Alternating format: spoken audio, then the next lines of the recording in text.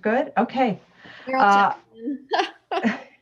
Sorry. so, oh, no, I just accidentally asked somebody to unmute, but please stay muted. Apologies for that. I'm just clicking through my participant list and I accidentally clicked on somebody's name.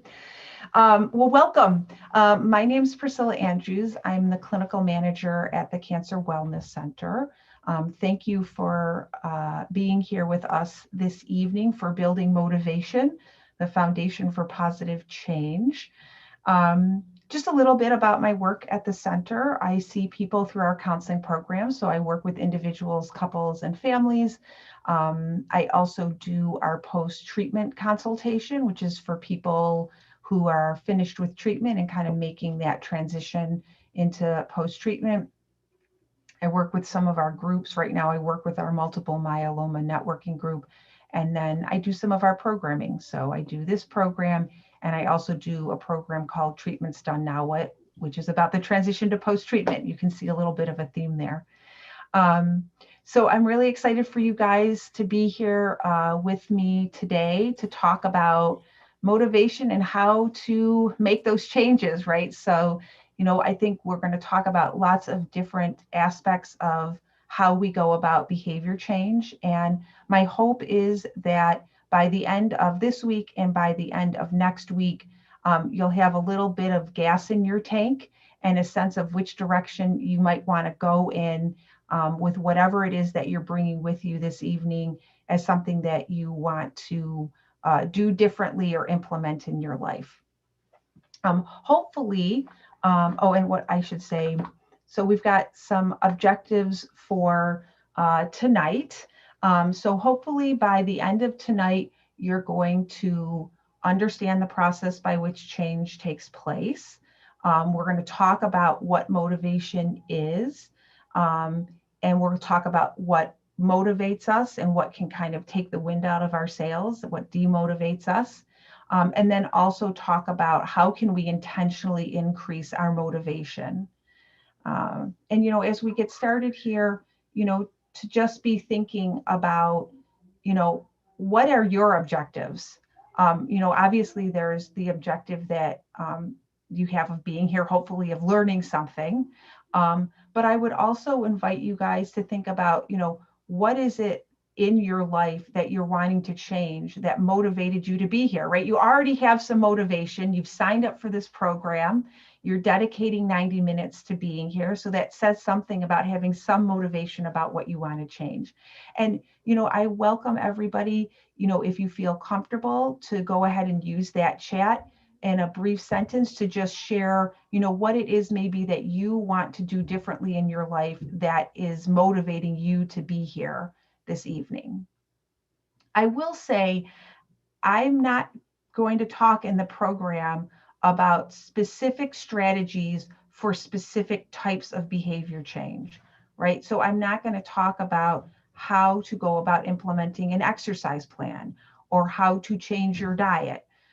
What I will do, though, is give you a framework to think about how to make any sort of change, whether it's about exercise, nutrition, stress management, relationships, work life. It'll be a kind of approach that can be applied hopefully across many different domains. I will say up front, because it is convenient, I often reach for one of three examples, and that is exercise, nutrition, and stress management. In part because it's just easy to give lots of examples of those. And also because I find in my work with the center, those tend to be the three primary things that people come to me and say, I want to do differently. So if yours doesn't fall into that category, that's totally fine. But I don't just want to be upfront that I might not be addressing lots of the different domains that might have brought you in here to think about how can I get motivated to doing something differently. Now, let's talk about how we change, because I think there's often a misconception of this idea of change being an on-off switch, right? And that's often how we experience it. One day we're not doing something, and all of a sudden the next day we're doing it, right? One day we're not walking, and all of a sudden we're walking in the morning. One day we're not eating all of our fruits and vegetables, and the next day we've started to incorporate those fruits and vegetables. But the reality is that change is a process, and hopefully some, if not all of you, have had a chance to fill out the self-assessment that I sent out to you guys either yesterday, or maybe some of you just got it for the first time today. That is about kind of trying to start to understand where you are in that process of change. If you did not have a chance to do it, that's fine. I can resend out that link again. I will also, at the end of our program, be sending out a PDF of the PowerPoint for you guys to have as well. And the PowerPoint includes how do you score yourself, right? If you took the quiz, if you took the self-assessment, because who doesn't like a self-assessment? I grew up in the time of Cosmo, and I loved me a good self-assessment. So, but you should have gotten a score at the end of that. And so let's talk a little bit more about what that score means. So change actually happens across multiple stages. It's not just I'm not doing it and now all of a sudden I'm doing it. We move through these different stages as we implement any sort of change in our life. And you can see here how the score you received on that self-assessment may correlate to what stage of change you're at.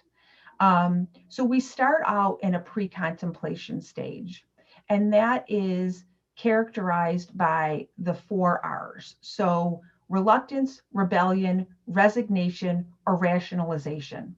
So reluctance meaning, I don't think I can do it. Like, I don't know if I want to do it.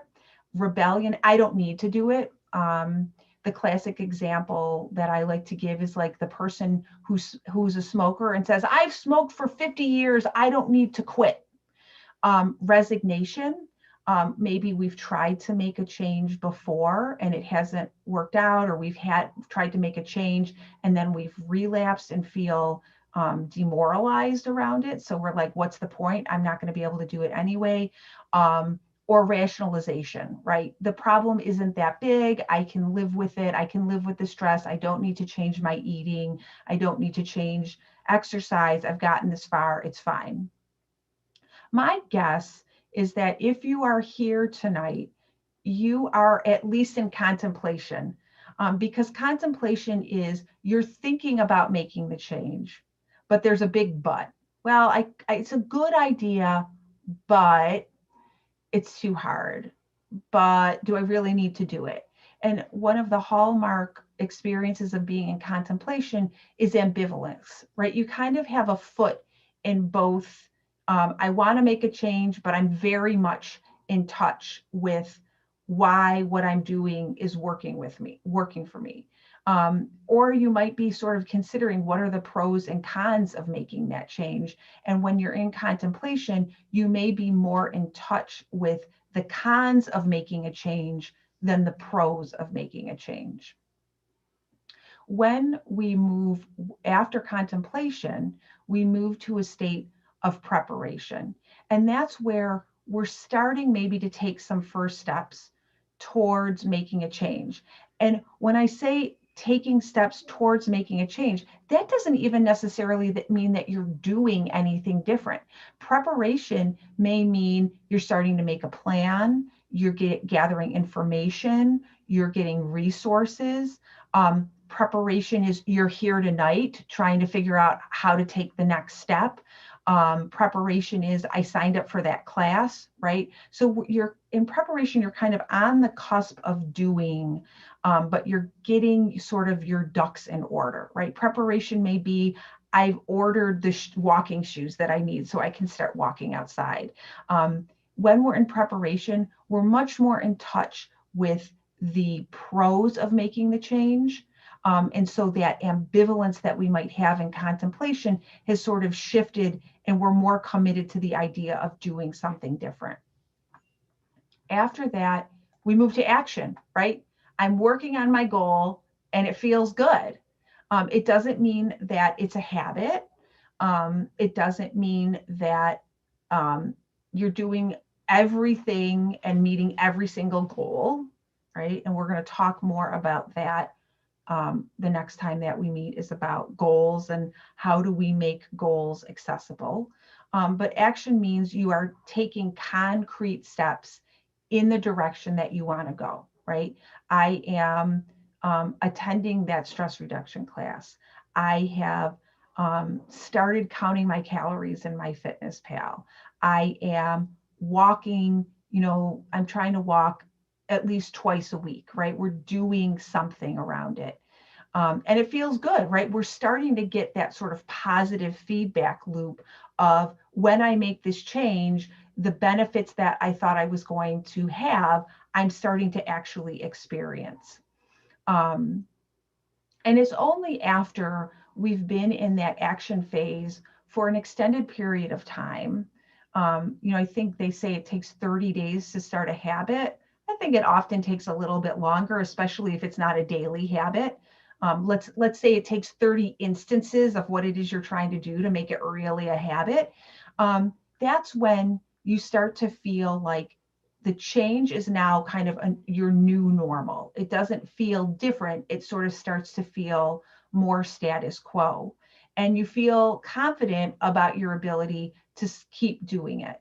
The interesting thing about action and maintenance that I want to take a moment to discuss is when we're in action, we can still hit speed bumps where, we're trying to avoid sweets and, the spouse brings a piece of cake home and you have a piece of cake, right?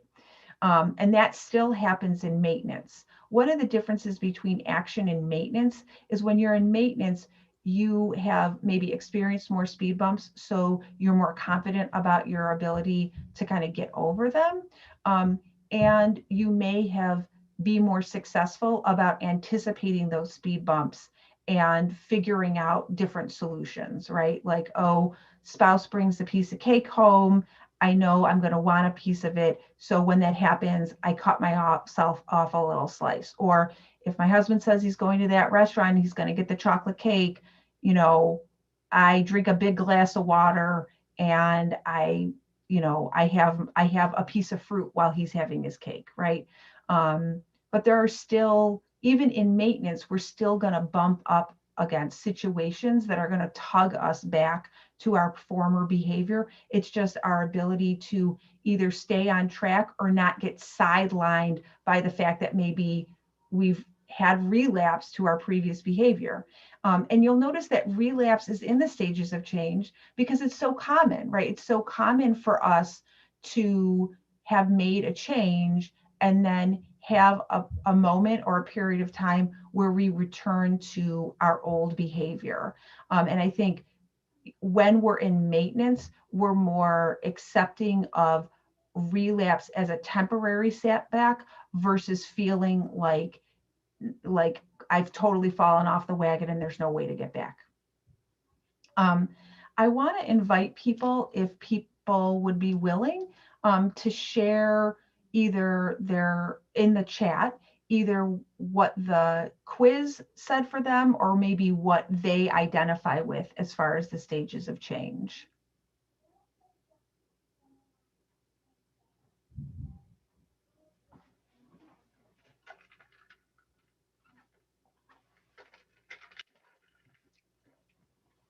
Preparation. We've got one preparation out there. Preparation. Yeah. So you're at that preparation and action, right? So, even being, I think a lot of times a lot of people are preparation, or they're between preparation and contemplation, right? Because you're just trying to like gather your resources. I've decided I want to make this change and I'm just trying to figure out how. I'm trying to figure out what I need to make this change. I'm trying to figure out how to make this a reality. That's great. So I'll just let those keep coming in and move on to actually, before I move on to the next slide, does anybody have any questions about the stages of change? It would help for me to pause for a moment and address.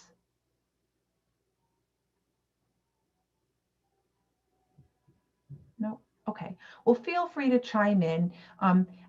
Even if I don't pause to ask if anybody has questions, you can feel free to unmute yourself and say, Priscilla, hang on one second. Could you answer this question, or put it in the chat? I will say, somebody asked the question, is it common for patients to be unmotivated at some point? I was finished with treatment in the summer and I've been really unmotivated.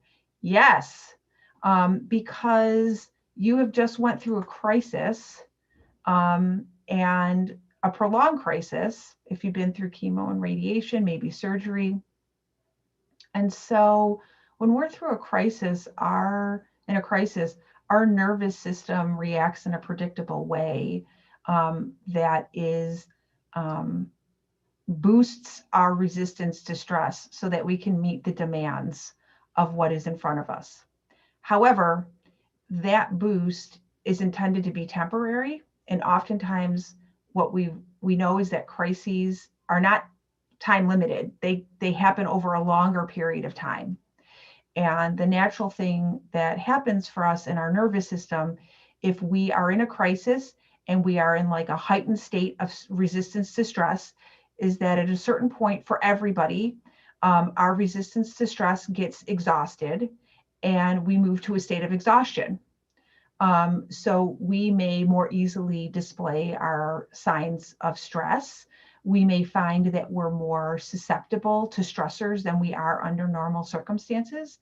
So certainly if fatigue, a lack of motivation are symptoms that you experience when you are under severe stress, it would be normal, in my estimation, for you to feel less motivated. If you went through cancer diagnosis, treatment, your body has been through a lot, your mind has went through a lot, your psyche has went through a lot. So there's a lot of recovery there. And I think you pair that with some of the expectations we have for post-treatment of being grateful, being relieved, having a new lease on life. And that certainly can be a part of the experience, but it's a lot more complex than that. I probably don't need to tell you guys that. So sometimes it takes a little longer to get going than we anticipate, paired with the fact that I think there is a lot of pressure around the idea that I should just be motivated by the cancer diagnosis. If my cancer diagnosis isn't motivating me, what could be? And the reality is, for some people, the cancer diagnosis is a huge motivator, and for other people, it just isn't. And sometimes we have to kind of regroup if we expect something to motivate us and it doesn't. And you'll see later on in this evening's presentation, I am much less concerned, and it is helpful to be much less concerned with what doesn't motivate you than discovering what does motivate you. I was going to bring up about, almost kind of on the same vein, about physicality and motivation, because I think motivation implies a certain amount of energy that you need. And, I think the physicality, or how you're feeling physically, so much interacts with your energy level. Plus, if you're on medication and some of the side effects are fatigue, I think it's hard to be motivated when you feel crummy or you're always tired. Yeah. And, I think to that point, I think tying into that, and I think today we're going to focus on motivation, and next week we're going to focus more on goals. And I think that's where the goal setting also comes in, right? Because if the goal that we've set for ourselves is just too big, is not realistic, we're just going to feel demoralized. And I don't know about you guys, but if I set a goal for myself and I don't accomplish it and I feel demoralized, I am not motivated and I feel bad about myself, right? So sometimes when we put a goal out there and it's just too big for where our starting point is, if we step back and think about what are the small things that I need to do to get towards in the direction I want to go in, and we can take steps to point us in that direction, and we can feel good that we're taking steps, that can sometimes build some of that psychic energy that we need. I also don't want to discount the fact that, like, fatigue is real, cancer fatigue is real, and that sometimes having to be kind and gentle with yourself is a necessary component of thinking about what you want to change and how to go about that change. So thank you for that. I appreciate that. And we're going to talk more about energy in a moment, because that came up a lot on the questionnaire about what motivation is. So when we think, were there any other questions or comments before I move to the next slide? No, great. So how do we build momentum, right? When you notice that you're in one stage of change, how do we shift ourselves to that next stage? What are concrete things that we can do to help move us through that process? And you can see here, there's different answers depending on what stage of change you're at, right? I did not hear anybody, or I did not see anybody say, I'm looking through my chat, I did not see anybody say that they were in pre-contemplation. So that information is up there. I'm not going to spend time talking about that. But contemplation, I don't know that anybody was in a contemplation place. If you feel like you're in preparation, but you're feeling some of that ambivalence, maybe you're feeling like this is too big, or I don't know if I can do it. It may be helpful to use some of the tactics for people in contemplation, right? Writing up, what are the pros and cons, both of what you want to do differently and of what you're currently doing. Because likely, I don't want to say likely, whatever you're doing right now is working. Some aspect of it is working. And so if we can get in touch with what is that part of how you're currently behaving that is important, or is keeping you in with that same behavior, then we can keep that in mind when we're making a plan for the new behavior. The example I love to give, and it's funny, I did this program years ago, and this gentleman, I reference him now in every program that I do, and he probably doesn't know, but maybe somewhere his ears are ringing. He wanted to eat healthier. And so when he thought about he drew up his pros and cons of his current behavior, what he found is that he would eat a lot of convenience food, a lot of processed food. And what he said was the pro is it's really convenient. Like, I live alone. I don't really like to cook. So to just grab something at the grocery store or go to the drive-through, it's just really easy. So great. We knew that had to be a part of his plan. Whatever he was going to do to eat healthier needed to be accessible to him, needed to feel convenient. And for him, the answer was doing research on cooking for one, and doing research about cooking with a crock pot, right? And we could find that everybody in here has the same goal, but the way to achieve that goal would be different for every single person. So for him, doing some of that research and preparation, and having him start to learn that there might be some convenient ways to make more home cooked food, that helped give him the motivation and kind of a vision of how he could still have some of the convenience of what he was currently doing in his food choices and apply it in a new way in this new behavior. It's also, and you'll hear me say this probably multiple times, it's really powerful to start visualizing that change behavior. Taking 5 minutes a day to envision, what is it going to be like when I'm doing the thing I want to do? How is my life going to be different? How am I going to feel? And to really sit and savor that, because the more that we can savor it, the more that we're going to be in touch with the kind of why we want to do it. And the why is that motivation that we're looking for. It's also helpful to start talking about it with friends and family, talking about, maybe finding people that can be cheerleaders for you. I think it's also helpful to talk about it with friends and family in case there are people that maybe are not going to be supportive of the change that you're making, because then that's going to help you in that preparation phase to think about that could be a speed bump. So how do I work around it, right? If you start talking to the person you live with about making healthier eating choices and they're like, well, I'm not changing what I'm going to eat. Okay, so that can be a part of that plan. I think the other part of it too is a little piece of accountability. When we talk about motivators, we'll talk about internal motivators and external motivators. And if you're somebody who getting input from outside of you, right? Having somebody say, oh, have you started that walking routine yet?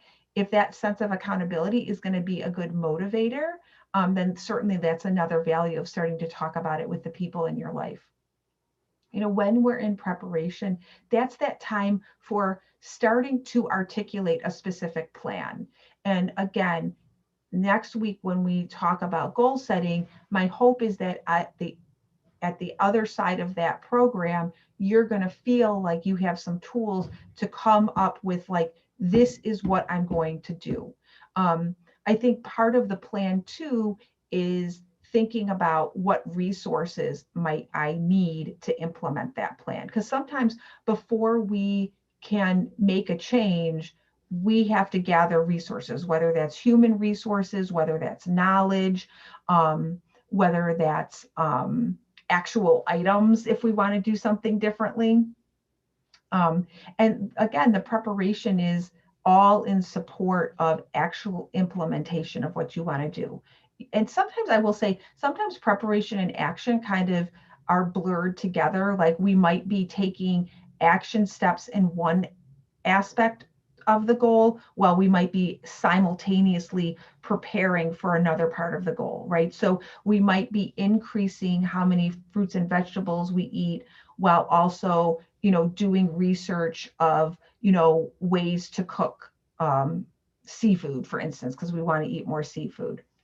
And again, I think that discussing your plan, talking about what you want to do with your family and friends, identifying those cheerleaders, talking through kind of what speed bumps you might see coming along, talking to them about like that vision. This is what I think is going to be different. This is why I think this is important to me. All a part of that dialogue you start having in that preparation phase. When you're in action, and that building momentum in action is really helping to keep it sustainable so that you can move into maintenance. Tracking your progress, having there be a check-in with yourself of what you've done in service to move you in that direction. And sometimes it can be helpful to have a sounding board with that. I know oftentimes, if we have a goal that's really big, and we're going to talk about breaking down goals, but if we have a goal that's really big, sometimes it can become invisible to us, the steps that we're taking in that direction. So tracking what you do and then also talking about what you're doing with people can be helpful at highlighting the steps that you're taking, even if they're small steps, because Rome wasn't built in a day. You may also want to figure out like mile markers of rewards that you're going to give yourself. If I've been walking for, 3 times a week for 3 months, I'm going to buy myself that new Lululemon fleece that I've had my eye on, for instance. I also think practicing positive self-talk is really valuable. If you pause and you think about the tendency for us to have negative self-talk and the ways in which we talk to ourselves that we would never imagine talking to somebody else like. So, I encourage you to pause and think about the ways that you berate yourself, the ways that you talk down to yourself, the ways you, maybe focus on your shortcomings or your failures, And then imagine saying that to a child. A lot of times we'd never do that, but we do it to ourselves. And I have not met a person who gets motivated by negativity. Sometimes there's some things that are negative that can motivate us, but generally speaking, that like hawkish eye on failure does not tend to build our motivation up. So, focusing on the things that we have accomplished, the ways that we're trying to work, you know, focusing on our strengths are going to be a lot more motivating than beating ourselves up for the ways maybe we have not done exactly to the letter what we set out to do. The way, I think one of the things that I mentioned this before of moving into action, into maintenance, is that problem solving for obstacles. And I think some of the people in the chat mentioned like I'm in action, but I feel like I'm sliding and I kind of move in and out of preparation and action. That's totally normal. It's totally normal for there to be kind of 2 steps forward, 1 step back. What can be helpful at helping to maintain is to notice, is there a pattern? To notice, are there obstacles that I can see on the horizon, and what do I want to do about that? If I'm trying to eat healthier and eat less sugar, and I know it's going to be a birthday, and it's hard in COVID. I often talk about like going out to eat as a good example, but we can't really use that right now. But if I know like it's going to be a birthday, do I say, okay, that's a day I'm going to have a piece of cake and I'm going to give my night off? Do I have a smaller piece of cake? Do I have a taste of cake? Do I find some alternative? It's that kind of thinking through, how do I want to handle that, rather than being kind of caught off guard in the moment. And that is, I think, one of the big things that people have in maintenance, is going easier on themselves if they do have like a disruption in that habit, and just being having more experience with anticipating obstacles or having ways around obstacles. And you finally, finding that role model or a buddy with the same goal can be really helpful to keep you motivated and sticking with that behavior change to get you to that maintenance phase. Any questions or comments before I move on to the next slide? No? Okay. Feel free to pipe up. You're welcome to unmute or chat at any point. So let's talk about, how do we implement change? And when we talk about implementing change, I think there's sort of 3 parts that we can take into consideration. And when we think about those 3 parts, if we are feeling lacking or we're running into speed bumps in any one of those, that can be challenging for implementing that change. So when we want to implement change, we need to have the willpower, right? The motivation, that gas in our tank. We need to have the way power. Do I know how to accomplish the goal that I want to accomplish? And do I have a clarity of where I'm going? Right? Do I know what my destination is? And you might pause for a moment and think, where am I struggling? I mean, obviously this program is called Building Motivation. However, what I will say is, sometimes if we pause and we look, it may be less about the motivation, and it may be, I don't really know where to start. Like, I don't even know how to get where I'm going. Or it may be, I'm feeling unmotivated because I'm not really clear about my goal. I'm not clear about what it is I'm trying to accomplish. And because I'm not clear, I'm not getting any positive feedback loop, right? I'm not clear about what it is I'm doing in service of that. And this combination of willpower and way power for our goals equals hope. Right? People who are high in hopefulness have this magic formula. They have willpower, they have motivation for their goals, they have an idea of how to achieve their goals, and they're clear about what it is they're trying to achieve. And certainly I think, being hopeful is motivating in and of itself. I think if we go back to that idea of pre-contemplation, if you're here in part because maybe you've tried to do these changes before and you made a change and then you kind of quote unquote fell off the wagon, you kind of relapsed. Sometimes it can be hard to be hopeful when you're in that space. So my hope is that at the end of this, you'll have some ways to think about what it is you want to change that can help you feel more hopeful. So we're going to break this apart, right? So the willpower, as I mentioned, I'm not really going to talk about the way power because the way power is going to be specific to your goals. Certainly, if you're looking for resources about how to find way power, right? You recognize I need more information to help me understand how to achieve my goals. I'm happy to take an email and see if I can point you in the right direction. But we're that way power, because it is so specific to what it is you want to work on, I won't be addressing that, but we are going to break apart that willpower, that motivation today. And then next time we're going to talk about goals. So I want to talk about motivation for a second and to think about who is a motivation role model for you in your life. So I want to share a few stories here, and maybe as I'm talking, you'll recognize who those people are.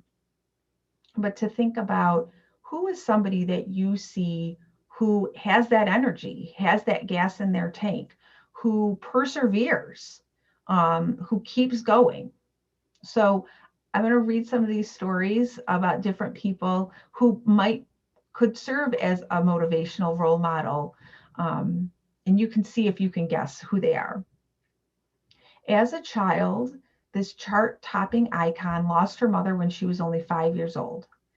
After dropping out of college to pursue a career in dance, she moved to New York City, where she was held up, attacked, and had her apartment broken into.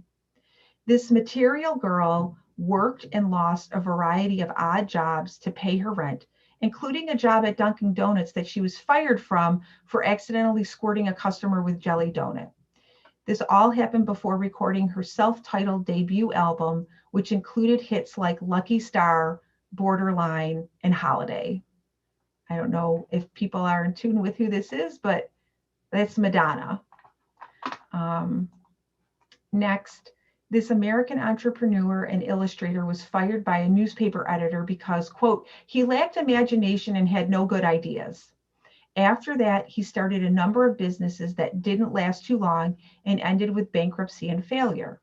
He kept plugging along, however, and eventually found success as a pioneer in the American animation industry. Got Walt Disney. And then finally, and I think this logo for many people, they probably can guess even before I read the story, this media mogul faced a hard road to get to that position. As a girl, she endured a rough and often abusive childhood. Early in her career, she faced numerous career setbacks, including being fired from her job as a television reporter because she was unfit for TV. After working as an evening news anchor, she was transferred to a daytime slot. Her show boosted a third-rate local talk show to the top spot and was expanded to a 1-hour format. So we can see that, there are people, and maybe people in your life, that have faced adversity, have faced setbacks, and still maintained motivation. So to think, is there somebody in your life that either you can turn to for support, or that you can gain some coaching or knowledge from to help understand how they stay as motivated as they stay? Now, we talking about the idea of what motivation is, and those of you who had a chance to fill out the online survey, One of those questions is, what is motivation?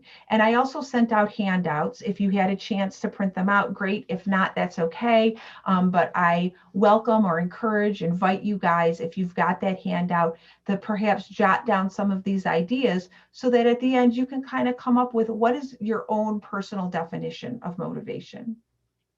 So there were some trends and what people had to say about what motivation is, right? Energy was a big one.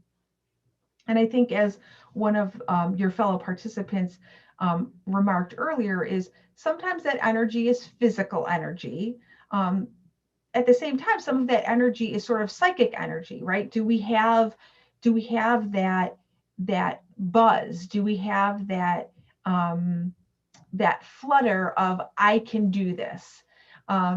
There's also, I kind of group these together. There was sort of the trend of thinking about motivation as a desire, like I need to do this, a will to do this inner drive.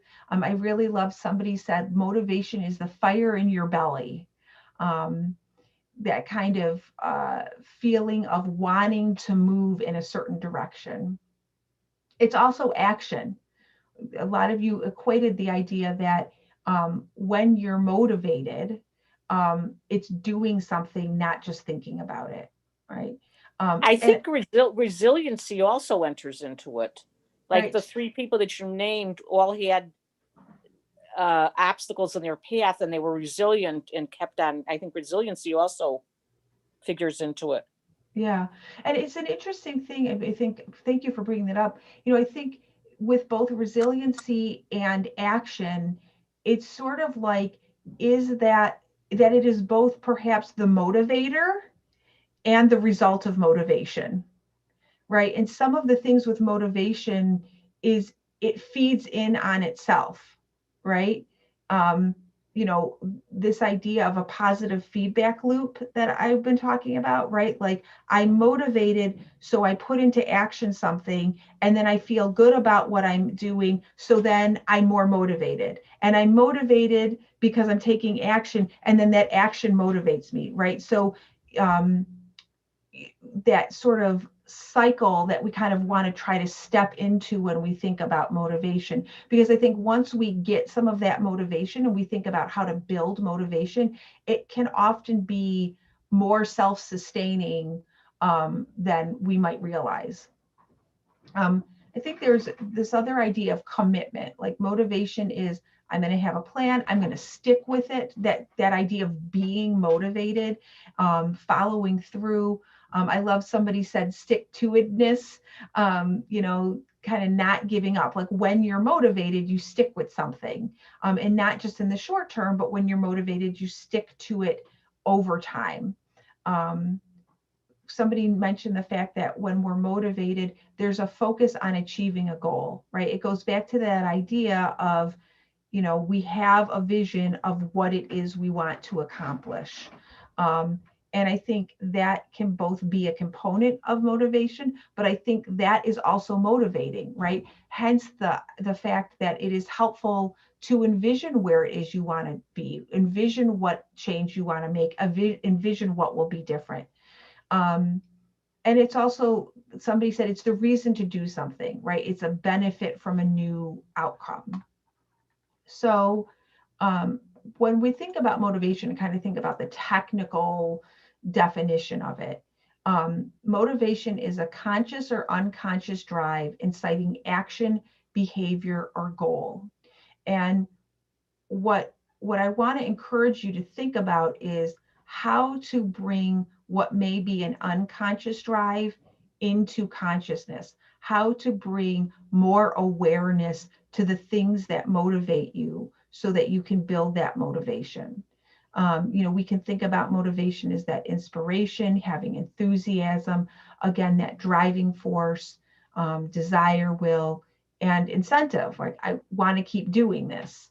And again, I think helpful to think about, is there a motivation role model in your life, somebody that you see is highly motivated, and to think about, what does this person do that makes you see them as motivated? Because that may be a roadmap for you to start thinking about how to build your own motivation. So, and I realize this writing I see is super duper small, so I hope you guys can read it. But one of the other questions I asked is what motivates people, right? And the more we can get in touch with what motivates us, the more we can turn an eye towards those things. And the more we can turn our eye towards those things, the more motivated that we can feel. And there were lots of different answers people came up with. You'll see at the top, I have a little I and a little e. And I mentioned earlier the idea that we can have internal motivations and we can have external motivations. Thinking about, is it something that is coming from within you, or is it feedback that you're getting from the environment? And what I would say is, if you tend to be an external motivator, it can be helpful to try both to start to identify some internal motivations. And if you're an external motivator, it can be helpful to consciously put in place some external motivators, right? That's where that idea of having a buddy, finding a role model, talking about it with family and friends can be helpful if you're somebody who's externally motivated. If you are internally motivated, we're going to talk in a moment about values, which is really getting in touch with your internal why. As you look over these lists, maybe you see something that you shared with me up there. Maybe as you see what some of your compatriots said, we can relate to them. There were some trends, right? So we can see that, health and the cancer diagnosis can be something that is motivating. That can be positive. I want to live a healthier lifestyle since the cancer diagnosis. There can also be negative emotions that we have. I'm afraid of a recurrence. And I think if you find that the things that you're trying to use to get you motivated tend to be more difficult emotions. I hate using the word negative emotions, but more difficult emotions like fear, like anxiety. I would encourage you to think about, is there a way to reframe that so that there is also a positive side, right? Fear of recurrence, the motivator could turn into, I want to be healthy. I want to be healthier after this diagnosis. And you can see, like, there's also other things that can motivate us. I don't want to fall into despair. I'm disappointed. Again, I think if you are somebody who tends to sit with some of those maybe more negative emotions, helpful to think about, is there a way to reframe that? Is there a way to look at the other side of that coin so that you're not left with that more difficult emotion, but that you can also turn to a more positive emotion? A thing that can motivate people is, I have to do this. It's not my choice. I'm the only one that can do this task. We can also think about internal motivators being, the personal meaning that we get out of things, the enjoyment that we get out of things, as well as, having that positive attitude, feeling like in touch with your mental strength can be motivating. I love that somebody said goals. So being clear about your goals can be motivating. I know what I need to do. I know what I want to do, and I know how to do it. And that in and of itself can be very motivating because the path is more clear. When we're not really clear about what path we're trying to go on, that can sort of stymie us, right? If I don't know what direction I need to go in to get to the grocery store, I'm going to take a lot longer to go to the grocery store because that's going to be a lot harder for me to figure out how to get there. And making changes is the same way. And I think that end product or result, the personal pride, right? That's where that feedback loop comes in. That's what I mean by when I say the feedback loop. It's, I'm working towards my goal. I see I'm working towards my goal. I feel good about working towards my goal. I feel more motivated. Because I feel more motivated, I keep working on my goal. I feel good about accomplishing my goal. I keep being motivated. And I think that is like that is something that can be helpful, especially if you're in the action phase and you're starting to recognize, how you feel after implementing this change. Write that down, right? Remind yourself of this is the reason, right? At a personal level, I started getting up at 6:30, which may not be that early for some of you, but it's early for me, so that I can do yoga in the morning. I am remind myself every morning when my alarm goes off that even though I'm tired, I always feel better after I do the yoga. I feel better mentally. I feel better emotionally. I give myself a pep talk. I stay in touch with why. And I will say, I am proud to say that I just finished doing 30 days of yoga every single day. But I had to remind myself every morning when that alarm went off and I didn't want to get up in the morning, why I was doing it. What was the positive outcome of what I was doing? So if you are somebody who has started to make some movement in the direction you want to go, write down what you're getting out of it as a reminder. And, we talk about internal motivators, we can also have external motivators. And you can see that there are a few of those motivators that I put on both sides, right? Like I'm the only one to complete the task can be an internal motivator, but that can also be an external motivator, right? Like if your boss is saying, well, you have to do this, nobody else can do it, that may not be coming from inside of you. That may be dictated by something outside of you. Certainly, I think you can see that family and friends were a recurrent external motivator that came up for people as well. Any thoughts, questions that people want to share? Maybe as we're talking about this, maybe something that motivates you that wasn't up there that you want to put on the list?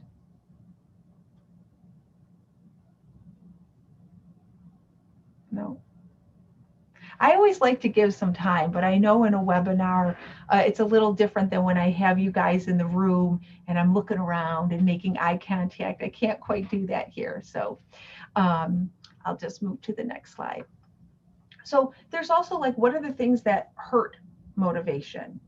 And I think it's helpful to keep this in mind, because then we can think about what are the best ways to stay motivated when we hit these kinds of roadblocks. What are the ways to counterbalance? Because some of these things might not be avoidable. Maybe some of these things we can problem solve around. And so there might be like an interim step in our goal setting because we have to work around some of these things that hurt motivation. But if we keep in mind the things that deplete us, then we can be more cognizant of working kind of to push back against that, if that makes sense. It's interesting, we talk about the idea of motivation being energy. And here, what can hurt motivation is I don't feel like I have the energy, fatigue, sometimes that time to accomplish the goal.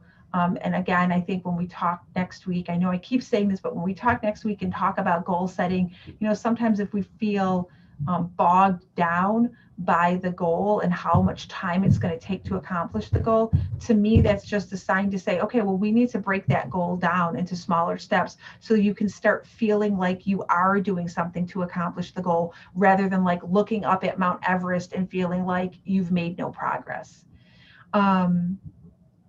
Thinking about the work that's required.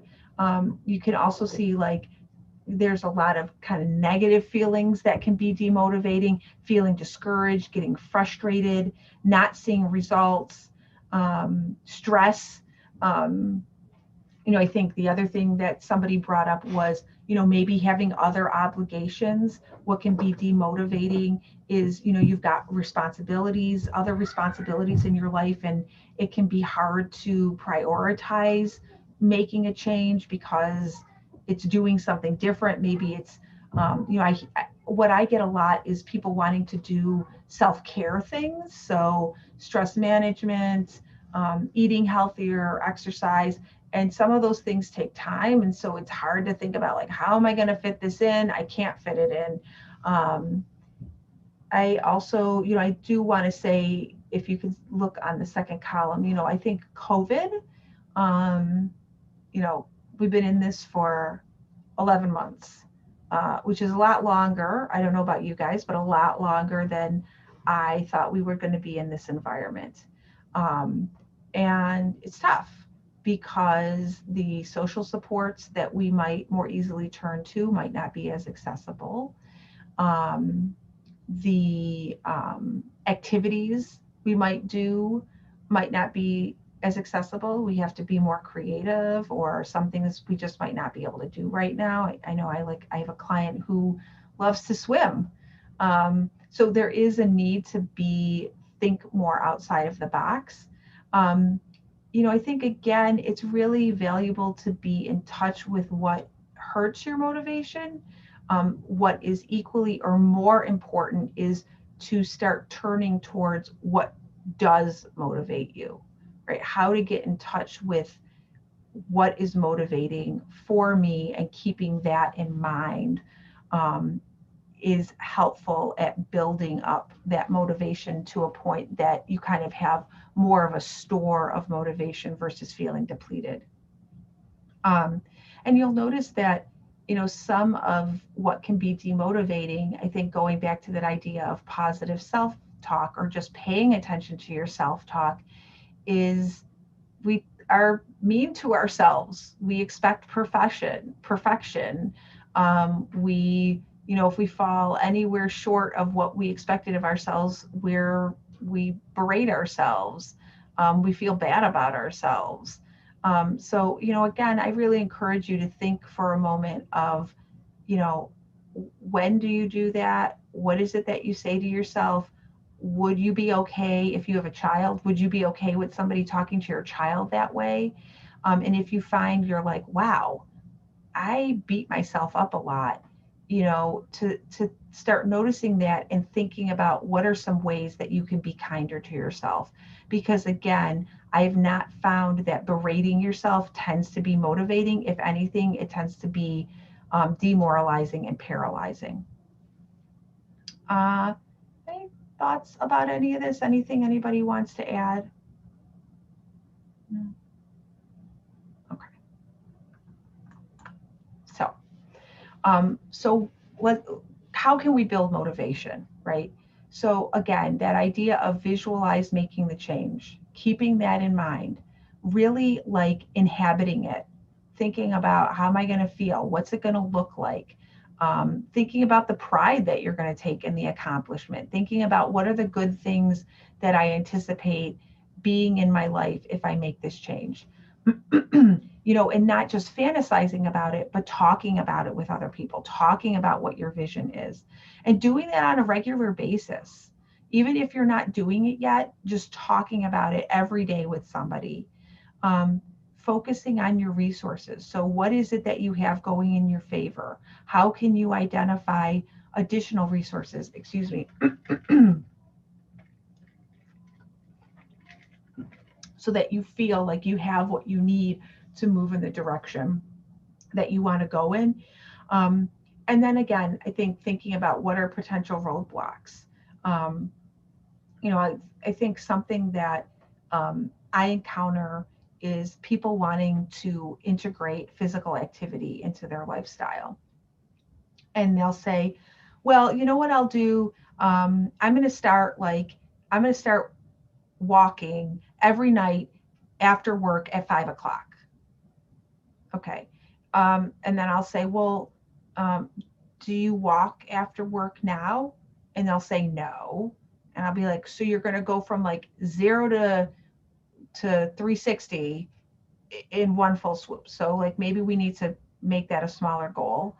Because that could be a roadblock, like it's just too much, too fast. But also like, okay, so you're saying after work, like what's your routine after work? Well, my routine is I make dinner for my family. Okay, well, who's in your family? Well, my husband and my kids.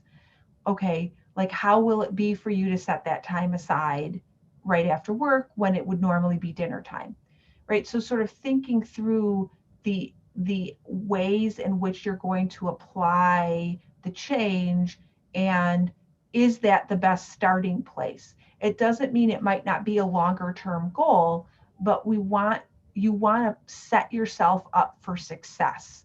So it may be the long-term goal is to set aside time after work. It may be the shorter term goal is, I know during my workday, I always take lunch and I can go outside for 10 minutes. And I know that that's time to myself and nobody in my family is going to expect anything of me. And I already take the lunch, right? So you kind of work around what might be some of the challenges with that initial vision that you have of how to make things different. Thoughts about this? Or I'm curious, like as I'm talking about some of this, is there anybody here tonight who maybe has some experience with this, maybe has already started doing some of these things, has started creating that vision for themselves, or has started talking with other people about what it is that you want to accomplish? No. Well, I don't know if you can see us. I hear you talking, but I have to scroll through to see who's talking. This is Ronnie. Okay. Hi, Ronnie. Thanks for Hi. chiming in. I forgot and I ended up being quite late, but here I am. Yeah. I used to be, I would describe myself as an athlete. Very good tone, good muscles. And then, cancer, 4 months of chemo. I started up again, and I'm currently on Avastin, which is an every 3-week treatment to prevent my cancer from coming back. I just am having the hardest time even getting myself to get on the treadmill. I have all this equipment in my basement. Mm-hmm. And, some days the week I receive Avastin, I'm pretty achy and tired. Mm-hmm. But the next 2 weeks I'm better. And I, maybe visualizing the change, but it's just, I can't even get myself to do much of anything. Yeah. So I think, and I'm so glad that you spoke up, because I think what your story illustrates is something that is really, I encounter so commonly when people are post-treatment, which is either they, I think the part of the story is, I want to get back to where I was before. I want to be bringing back into my life activities that I was doing before, right? As part of your introduction is I was athletic, I was toned, right? And so when you're in post-treatment, I think there is this tendency to look back to pre-treatment and hold that up as a goalpost and say, I want to get back there. But then what happens? What happens is you're at the bottom of the hill and you're looking up the mountain, right? And so you're always falling short because you're not there yet, right? And so if you are post-treatment or you're in treatment, I always recommend take the worst day you felt and start using that as your point of comparison, because that is going to make it easier for you to see the small accomplishments that you may be making. I was working with a woman years ago, and she was like she was a big walker, right? And big cycler, right? So she did a lot of physical activity. And she was like, I can't even walk around the pond in my apartment complex. And I was like, okay, well, let's take your worst day ever. And she's like, well, my worst day ever was I got up, I took a shower, I went back to bed. That was literally all I had the energy to do. I was like, okay, let's make that your point of reference now. We're not going to talk about the 20-mile bike ride that you used to do every weekend, or, the 5-mile walk that you take with your friend. That is where you're trying to rebuild from. And once you shift your perspective in that way, then all of a sudden you're like, oh, like for her, it was like, wow, like I used to not be able to even walk to get the mail, and now I can walk to get the mail, right? And then it was like, oh, I used to not even I could just walk to get the mail and come back. Now I can walk around the parking lot, right? So because you want that positive feedback loop. If you're constantly feeling a sense of failure, I mean, when I feel a sense of failure, I'm just completely demotivated. So sometimes part of it is thinking about what your reference point is. And sometimes part of it is also like, what is a goal that I can set up for myself that feels achievable? Now, I want to acknowledge, especially with a cancer diagnosis, if you were somebody who was athletic and high energy, there is a tension there of, most people I know who are athletic have an achieving part of themselves. And so I'm thinking about the people that I know that are marathon runners. They set their goals pretty high and they're used to attaining those goals. And so it is a different way to think about goal setting when you're not referring to yourself as the marathon runner or the cyclist, but you're referring to yourself as somebody who is healing from an intense medical experience and is still in treatment. I'm going to pause there because I said a lot, just in case, Ronnie, you had any thoughts about what I just said. Well, I think that's a good way to look at it. I think of it as a lack of motivation, why I can't get, I mean, the whole COVID thing and in the house, but where I live, we have Zoom classes, all kinds of Zoom fitness classes. And I haven't even signed up for those. So like you said, maybe I have to, look at it differently. And when somebody has an idea of a goal and they're not doing it, all that tells me is that's just not the right fit goal. That's how I look at it. It's to start thinking about like, okay, that'd be great if you wanted to sign up for the Zoom class and you don't. And that's not motivating you. Knowing that Zoom class is out there is not motivating you. And so the more that we can let go of the things that we're not motivated to do, the easier it's going to be for us to figure out what could we be motivated to do, right? Could we be motivated to just like once a day, I'm going to go and sit in my exercise room for 5 minutes? That might be where you're at, right? And so, because if that's the thing that you can get yourself to do, then something else is going to follow, because you're going to be like, oh, I did that thing I said I was going to do. But the more we hang on to, I said I was going to do this and I didn't do it, that's just not the goal for right now. It might be there's like 2 goals before, there's 2 steps before that, right? So to think about, if you have an idea of what you want to be doing and you're not doing it, okay, maybe that's for several steps out. What could be a step that would move you in that direction? And that idea of the steps to move you in that direction may highlight like, what are some of the B areas? Like, I don't really like being on Zoom. Okay, so maybe that's not the direction to go in because there's just too much of a barrier there. And if the goal is more physical activity, we just have to find another direction to go in that you're going to feel a little bit more magnetized to. But thank you so much. And Ronnie, just so you know, I'm going to mute you just so that there's not the sound in the background, but feel free if you want to chime in again, or if anybody else does. But I'm so glad that you brought that up, because that is just like, I have to say, it's like endemic to the post-treatment experience. And I'm guessing that if I've got a list of 25 people here, there are at least a handful of you guys who are post-treatment.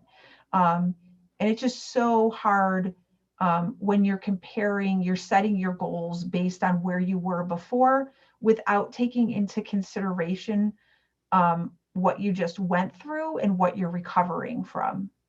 I think just like as a pause, like there are so many other life experiences that we go through that are sort of change our life, that we accept and think of as like, this is going to make things different. And it's going to be different how I start doing that thing I did before. Maybe I have to have different expectations of myself that we do in so many other areas, but often do not get applied to the cancer experience. Like having a child, right? Like if somebody has a child, I will say I have a child. And before I had a child, I was like, my life's going to be exactly the same after I have the child. I'm going to go out for dinner and I'm going to see my friends and all these other things.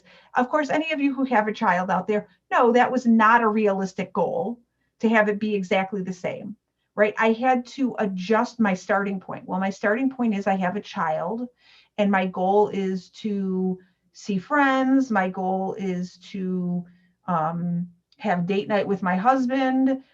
That's going to look different now that I've had this major life event. And cancer's like that too. It doesn't mean that we can't recapture some of what was there before the diagnosis. It just means it might look different and the way we go about doing it might be different. I'm also thinking of, like years post treatment, where you're realizing that you still are not going to be able to do what you did BC before cancer. So it's almost like redoing your goals to be new goals, but it's also letting go of what you used to be and aren't anymore. And what's the new you going to be?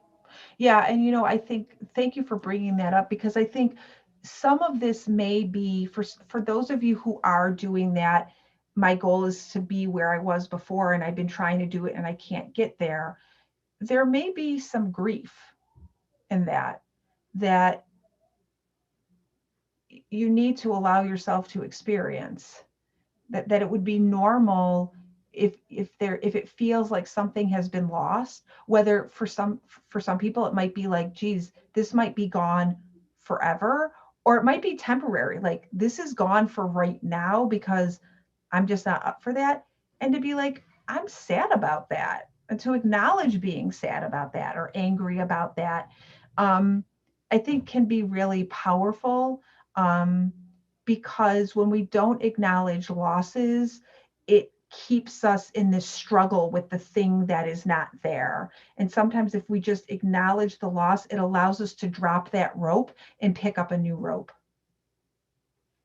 So thank you. I appreciate the comments that people have contributed.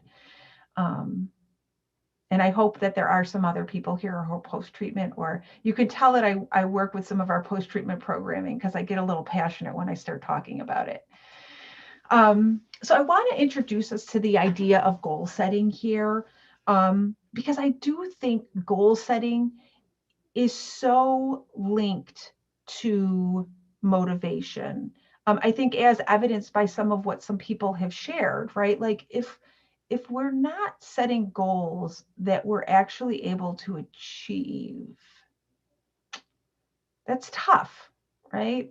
And that's ultimately what we want to do. We want to feel like we're moving in the direction that we want to go, regardless of how small that step is, right? The guy that I talked about with the wanting to eat healthier, like the fact that he went out and bought like a crock pot cookbook, like he was like so proud of himself and felt so good about doing that, right?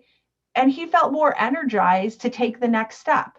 And the next step for him, I can't recall, but I don't think the next step was cooking in the crock pot, right? The next step for him was like going to the grocery store, walking around the grocery store, which was, he went right for the frozen food aisle. So it was like a whole new thing to like go look around the butcher's department, go walk through the fresh fruits and vegetables. But when he did that, you know what he did? He felt good about himself. So then he was more motivated to take the next step. So, don't underestimate those small steps, those smaller goals that you can set. that are in service of building up your motivation. And somebody just chimed in, and somebody said, I feel like our culture tells you that if it is too easy, then it's not a good goal. Okay. I think I don't disagree with that, but I'm kind of like, okay, if you like a challenge and having a challenge is motivating to you, have at it, right? That's where getting in touch with what motivates you is so powerful, right? I certainly like, I'm trying to think of an example. Like I do some of our work with like reports and like building reports, and I have to like do formulas. It's kind of like math homework sort of for adults. And I like that kind of challenge. So I get super motivated to do that, right? Because I like the challenge. But then in other areas of my life, I don't want a challenge. I want to feel good about what I'm doing, right? When I'm doing yoga every day, I didn't start off doing an hour of yoga every morning because that was like too much of a challenge. What I want to do is feel good about it so that I'm getting in the habit of doing it so that it's accessible. And especially if you're trying to build your motivation, if you're already highly motivated, you're probably not here if you feel good about your level of motivation. So you want to build the motivation, and that's that having goals that are achievable are in service of building that motivation. Does that make sense to the person who commented? I don't know. I'll invite you to chat me. Yeah, that was me. That's Lauren. Yeah. Yeah, I agree. I think it just never really occurred to me until you were talking about your comparison and, you know, how to set an appropriate goal that I've been purposely dismissing that as an option because it seems like cheating. Well, and you know, I think the thing is like, it's what's the right amount of challenge for you where you're at today. Right. And, you know, and it might be different for different goals, right? Like, you know, if I'm, I'm trying to think of a good example. Like, think about like, if you want to like learn how to bake and you like a challenge, you know, you may take on that souffle. But if you want to learn how to bake and you're like, I want to know that I'm going to make it and it's going to come out, because I know that if I try doing it and it doesn't come out, I'm going to be demoralized. Well, start with the packaged cookies that you put the egg in and put in the oven, right? Because you want to have that success, because the failure is going to be demoralizing. Yep, that makes perfect sense. Yeah. And we just don't think about it that way, right? We live in a very, and I appreciate this comment because I think we live in a very achievement-oriented society. I would encourage all of you to start thinking, and it goes back to that intrinsic motivation, is what is an achievement for you, right? What is something that's going to make you feel good? Because that's just the step in the chain. You know, I think as we're going to be closing here shortly, we got about 8 more minutes left. I want to give you guys something to think about as we're thinking about goals. Is one of the things that can be really helpful when we're thinking about goals and wanting those goals to be motivating is to think about value-centered goals, right? And values are not goals. Values tell us the direction that we want to go in, and the goal tells us the destination, right? So the value is, you know, traveling in the east direction, but the goal could be any number of things. And that's where I said, like, that idea that we could all, everybody here could have the same overarching goal, but the way that they define that goal is different. The same holds true for values, right? So, you know, I may value having a good relationship with my spouse, and other people may share that same value, but the way we accomplish that may look vastly different. But as long as we're in touch with why what we're doing is important to us, we're going to be more motivated to do it. So thinking about what's your why, right? And you guys should have gotten 2 different handouts. One that gives you a list of different values and one that talks about value domains. So we have these different value domains where there's things that are important to us. And I will say, relative to a cancer diagnosis, oftentimes a lot of focus gets placed on physical well-being. And understandably so. Like, we can kind of get myopic and be like, what I value is my life, what I value is getting better. And so all the goals focus on that aspect of your life. When in reality, there's all these other domains in your life where there are things that are important to you. And sometimes getting in touch with your other value domains may help you find the why for your goal in an unexpected way, right? If the value is, I want to be here for my children, I want to be a good parent, I want to be present, I want to show up, and that gets connected to why you're making healthy lifestyle changes, imagine how much more powerful that can be if what you're doing feels like it's in service for you of something else. And, I think that's where that idea that like the cancer diagnosis is supposed to be the why, and sometimes it is. And a lot of times it isn't. I will say a lot of the people that I see, and maybe it's just that's why they're seeing me, the cancer diagnosis just alone is not the thing that's motivating them. They need to figure out, why do I want to do this? Why is this important? Because just the fear of the cancer coming back is not touching me deep enough to start that fire, to start that fire in my belly.